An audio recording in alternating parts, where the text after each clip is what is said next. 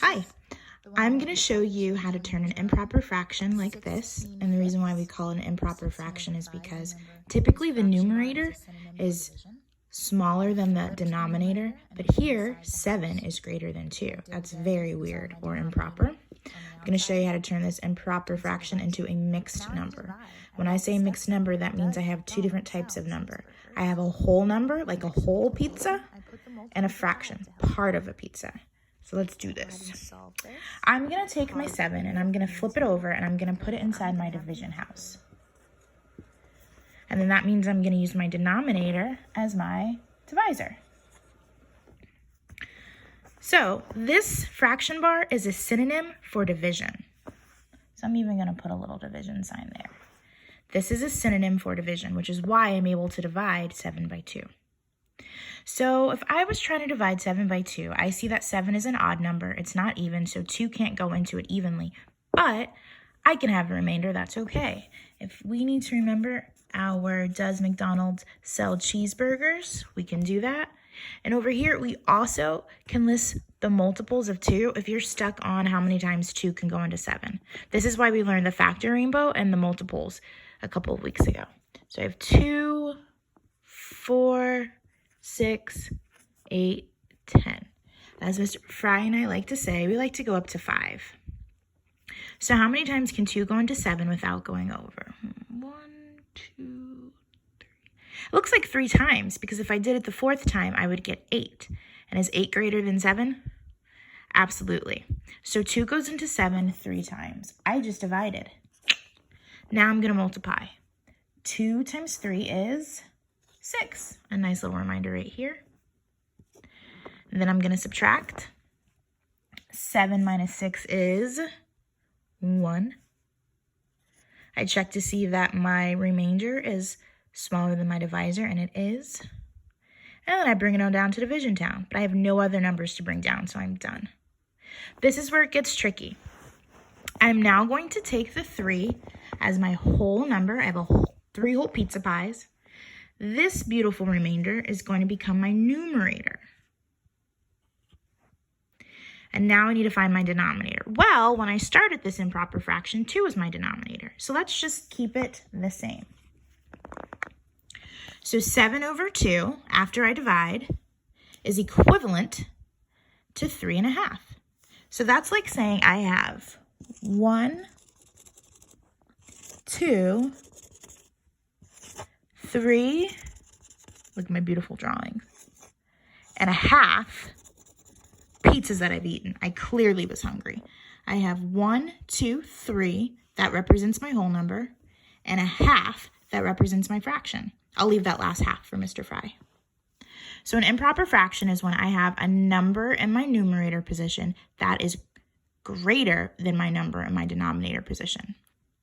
And in order to change that, to make it easier to deal with, I'm going to turn it into what we call a mixed number. And it's a mixed number because I have 2 different kinds of numbers. I have a whole number, and I have a fraction. All right, I'm going to do another one. Here is another improper fraction that we're going to try. I have 11 over 3. Again, typically the numerator is not greater than the denominator, but here it is. That's what makes it improper. And this fraction bar is a synonym for division. So I'm just going to put that there as a little reminder. So I'm going to do 11 divided by 3. Eventually, you'll be able to use a calculator for some problems like this. And when you type it into your calculator, you'll just do 11 divided by 3. So 11 is going to go in my division house. And 3 is going to be knocking at the door. I'm going to have to divide. You may not need these steps as a reminder, but you might, so that's why I'm putting it there. And you may not need to list the multiples of 3, but just in case you do, I'm going to list them. My 15 wouldn't fit there. It's the only reason why I didn't write it. So how many times can 3 go into 11? Well, let's see. 1, 2, 3. If I say 4, 12 is greater than 11. So it can go into 11 3 times evenly, and then I'll have a little bit left over. So I just did 11 divided by 3. Now I need to multiply 3 times 3 is, and if I forgot, I have my multiples over here of 3, but it's 9. Now I'm going to subtract. I know that 11 minus 9 is 2. I'm checking to make sure that my 2 is less than my divisor. It is. And I'm bringing it down to Division Town, except I don't have any numbers to bring down to Division Town, so I'm done. So my whole number is going to be the quotient, the answer to the division problem.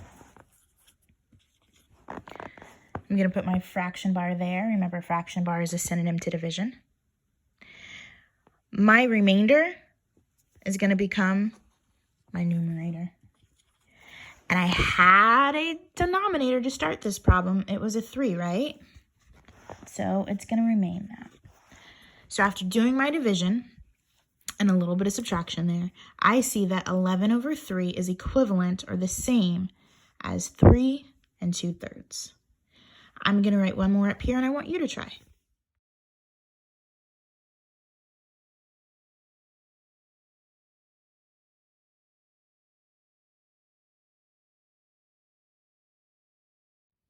All right, so 16/5 is equivalent to 3 1/5. 1, 2, 3 represents my whole number. I have 3 whole chocolate bars, and then 1/5 left. I was able to eat those 3, and then I got a little tummy ache. I was like, oh, I can finish, and I couldn't. I was only able to eat 1 more. So I ate 3 1/5. So 16/5 is equivalent to 3 1/5. All right, I'm now going to show you how to turn a mixed number into an improper fraction. This is considered a mixed number because I have 2 different types of numbers. I have this whole number, and remember a minute ago I had 3 whole chocolate bars, and then I have a fraction, and then I had 1/5 of a chocolate bar. So 2 different types of numbers. Actually, this is pretty simple. It just takes some practice. There's 3 steps that we're going to do.